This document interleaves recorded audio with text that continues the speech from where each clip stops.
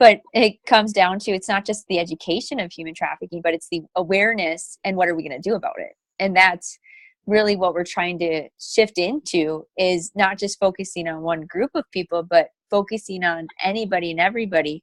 So specifically looking at communities, how do we empower a community to do something when things like human trafficking are happening in their own backyards? Now, I know, I mean, I was in North Dakota, now I'm not in North Dakota. Can this go across the globe, or do you want to keep it in the state, or does each state, does each state have their own organization that is working on the human trafficking aspect, or is it just like you definitely want to push the implementation across the United States? Mm-hmm. So every state has organizations that work and deal with human trafficking, but the goal for 31.8 is to really expand our reach. So not just focusing on North Dakota, but even looking at the Midwest, and then how far can we reach after getting across the Midwest.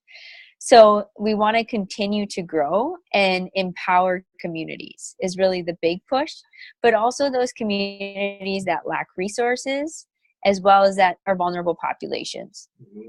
So the thing about human trafficking is we know that anybody can become a victim of human trafficking, but there are certain demographics that get targeted more often than others in those groups as well. So what is the next step? What is next step? Because when we talk about empowering people are lazy. I mean, it's horrible, but people are lazy and get comfortable, because what I found out with doing anything, the people who are in trouble are the ones screaming, and the people that need to help aren't in trouble, and we need their help more than anything. So how do you get someone who says, that doesn't affect me? That's not me. I know no one. What could I possibly do? How do we get them up out of their comfortable Netflix, HBO specials, sitcoms, TV, NFL football, sports crap, and get them out here working where people are dying, starving, and being used like toilets? How do we do that? Yeah. So chances are that everybody knows somebody who's actually been trafficked or in a trafficking situation. It's just they haven't seen it. If you refuse to see something that's right in front of you, you're not going to see it even when it's right in front of you. So it's so critical that we have these type of conversations so people understand that it is happening to their next door neighbor. It's happening to the person you see at the grocery store. It's happening to your children that are going to school. It happens when you go to the hospital. It doesn't matter where you are. This is taking place.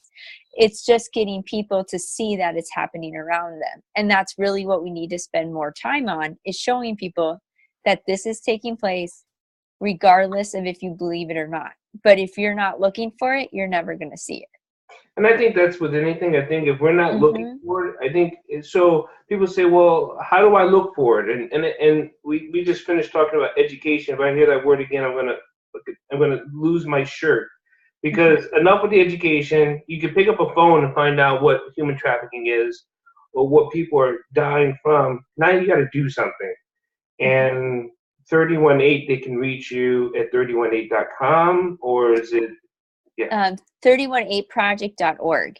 Okay. And other things we try to do too is through social media, whether it's our Facebook page or Instagram, is we're always posting different tips as well as just stories that are happening regarding human trafficking, because we all learn in different ways. And so we want those resources available for people so they can choose what they want to read and what is going to impact them maybe a little bit more than, say, somebody else. And so we try to make sure that we're hitting all types of people by providing this different type of information. I know one of my phrases I've been using, and you've seen this, is not on my watch.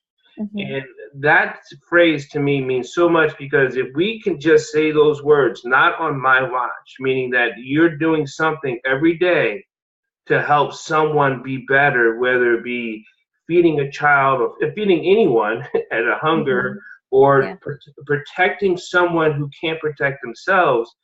If you say not on my watch, then you're putting yourself in, you're making that stand going, what can I do? What can I do? So hopefully we can get more people to say not on my watch.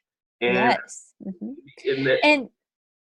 And I think it comes back to what you said too, is we've been able to have this great relationship for so many years, and it is through friendship, collaborations, that we're really able to make a difference. So I think it's important that people remember is we can really accomplish more the more we work together versus trying to do these issues on our own, because nobody's going to conquer human trafficking, conquer poverty by themselves. No. But by working together and collaborating with individuals, getting our friends and family involved, we can make a difference.